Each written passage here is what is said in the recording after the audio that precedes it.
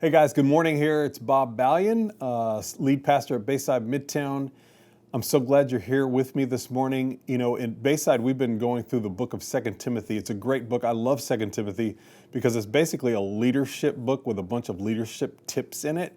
And I want to give you a few leadership tips as it relates to courage. One of the signature verses in 2 Timothy 2 is verse 15, and it says, "Do your best to present yourself to God as one approved, never having to blush with embarrassment, always rightly dividing the word of truth." And one approved is probably better translated, tested and found acceptable, tested and found separate from the others. And to do that, a person has to show some courage. All of us have some talents. All of us are talented, and many of us have great appearances. Not me, but many of you. But that's not what sets you apart as a leader. What sets you apart as a leader is your courage. And I want to talk to you just really briefly about a man who was set apart by his courage. That's King David, going all the way back to 2 Chronicles 18 and 2 Samuel 18. David faces Goliath. Goliath comes down out of the mountains into the valley and shouts out his one-liner, fee, fi, fo, fum, I'm Goliath, here I come, or whatever he says. You can check me on that. And everyone in Israel actually went to the bathroom on themselves. Everyone was frightened, but David. David was prepared. David had fought lions and bears, and so he knew he was ready for the battle with Goliath. And he actually took an opportunity right there that no one else would take. David didn't become a leader because he saw an opportunity. He became a leader because he seized an opportunity. And when the opportunity was open, he ran through it and won the battle against Goliath.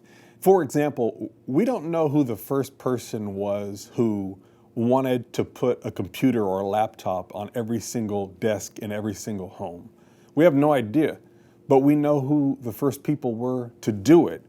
Apple, IBM, they had the courage and the intestinal fortitude to put the money into it and the effort into it to build the computer that would eventually go on every single desk in every single home. We don't know who the first person was who wanted to be the first African American to break the color barrier in the major leagues.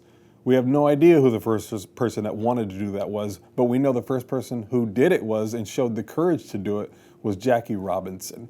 The thing that's going to stand in the balance for you to seize an opportunity isn't your talent because you're talented. It isn't your appearance because you're beautiful. The thing that's going to stand in the balance is whether or not you have the courage and the intestinal fortitude to move through your apprehension and move through your fears into that door of opportunity. Again, what's going to set your leadership ability apart and my leadership ability apart is not whether or not we can see an opportunity, it's whether or not we seize the opportunity. And so my prayer for you today is just going to be that you don't fear failure more than you fear missing an opportunity. I want you to be paralyzed about missing a golden opportunity that Christ has put in front of you. You jump through that door with courage and trusting God. And I'm going to pray that you allow God to use you to be the leader that He created you to be. God bless you, and we'll see you soon.